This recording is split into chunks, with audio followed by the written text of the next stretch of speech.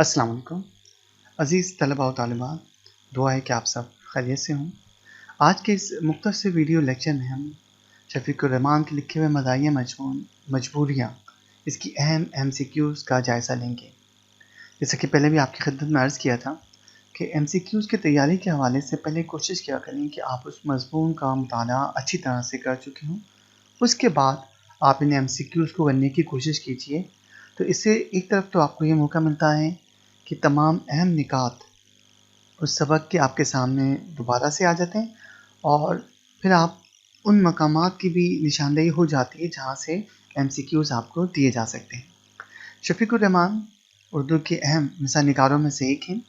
تعلق تو فوج سے تھا، اور عام طور پر فوج کا سخت نظم و ضبط وہ کہاں مزاح بڑا عجیب سی بات لگتی ہے، لیکن اردو ادب میں ایسی کئی مثالیں موجود ہیں کہ ایسے مزاح نگار، عمدہ مزاح نگار، اعلیٰ مزاح نگار جن کا پس منظر فوج کا ہے۔ شفیق الرحمان، کرنل خان، سید ضمیر جعفری آپ لے لیجیے، یہ سب فوج کے پس منظر سے تھے۔ تو اب ہم اس مضمون کا مطالعہ کرتے ہیں۔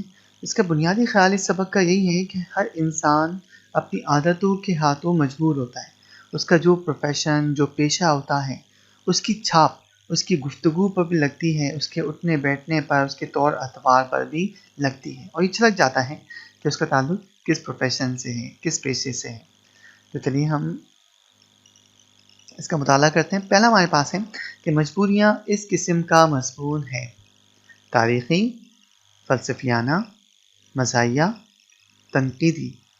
صحیح جواب ہے یہ مزاحیہ مضمون ہے۔ اس سبق کے مصنف شفیق الرحمان ہیں۔ 4 مضامین کے نام دیے ہوئے: خامخواہ کی لڑائی، مجبوریاں، ایک انار و 100 بیمار، میں بلور میں۔ صحیح جواب ہے مجبوریاں۔ تیسرا ہے کہ مجبوریاں اس کتاب سے ماخوذ ہے: حماقتیں، پچھتاوے، کرنیں، پرواز۔ صحیح جواب ہے یہ شفیق الرحمان کی کتاب ہے پرواز۔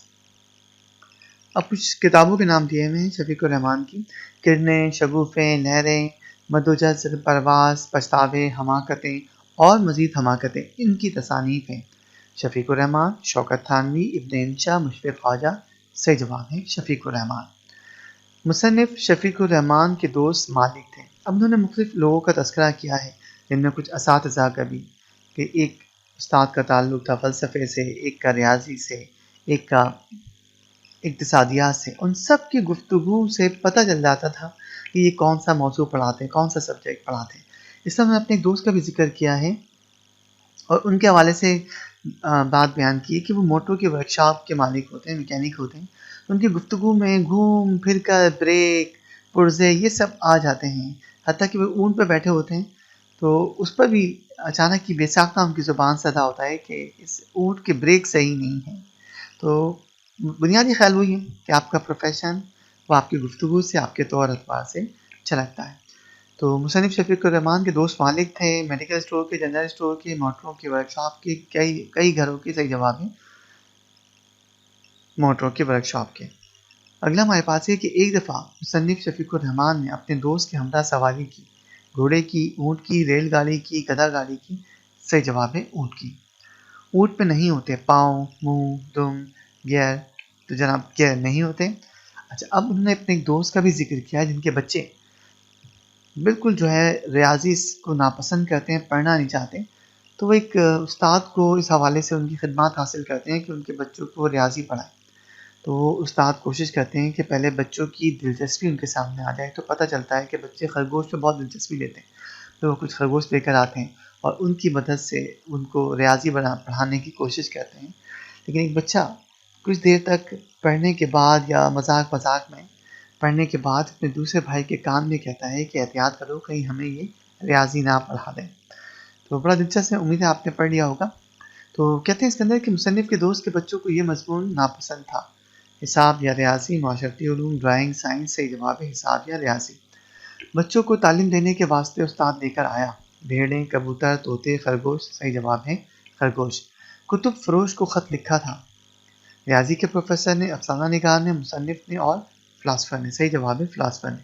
اچھا، اب جہاں پیسے دینے کی بات آتی ہے وہاں فلاسفر صاحب نے کتب فروش کو جو جواب لکھا ہے وہ بڑا کمال کا ہے۔ ویسے اسی طرح کا ایک لطیفہ ملا نصیر الدین سے بھی وابستہ ہے، امید ہے کہ آپ نے پڑھا ہوگا۔ اگلا ہمارے پاس ہے کہ کمشنر نے لکھ دیا۔ کیا لکھا جناب؟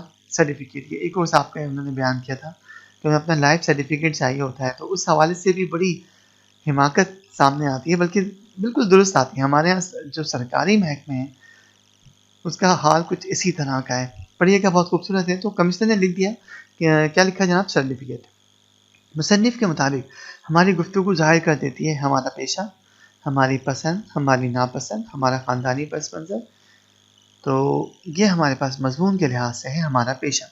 रियाजी के प्रोफेसर के मुताबिक रियाजी इल्म है, फ़र्ज़ी सच्चा, तजर्बाती नज़रियाती, सही जवाब है सच्चा। वैसे जो शख्स या जो उस्ताद जो सब्जेक्ट लाता है वो आम तौर पर उसके हक़ में बड़े दलाइल दिया करता है, लेकिन हर इल्म की, हर मौजू की अपनी एक अहमियत होती है।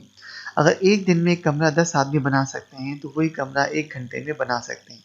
ये मैथ और फ़िलासफ़र जो मैथमेटिक्स के टीचर थे और जो फ़लसफ़े के थे, वो आपस में गुफ्तगू करते हैं, तो उनकी गुफ्तगू कुछ इसी नोयत की होती है कि एक घर इतने आदमी इतने महीने में बना सकते हैं, तो इतने घंटे में। लेकिन उसका अख्तिताम बड़ा मज़े का खेज़ होता है। वो और जब अफ़राद की तादाद बढ़ाते हैं तो वो 1 सेकंड के करीब-करीब ले आते हैं सारे काम की तकमील को, जो कि मुमकिन नहीं है। चलिए जनाब, तो इसका सही जवाब है 240 आदमी, 120 आदमी, 80 आदमी या 60 आदमी। सही जवाब है 240 आदमी। तो इस सबक के एमसीक्यूज़ की तादाद कुछ कम थी। ज़्यादातर जो है ये इसमें ऐसे वाक़यात बहुत ज़्यादा बयान नहीं किए गए जहाँ से एमसीक्यूज़ बनाई जा सकती थी। तो उम्मीद है कि आपको अपने सबक की तैयारी में, उसके एमसीक्यूज़ की तैयारी में मदद मिली होगी। दुआओं में याद रखिएगा। इंशाअल्लाह बहुत जल्द आपसे अगली वीडियो लेक्चर में मुलाकात होगी। तब तक के लिए इजाज़त दीजिए। अल्लाह हाफ़िज़।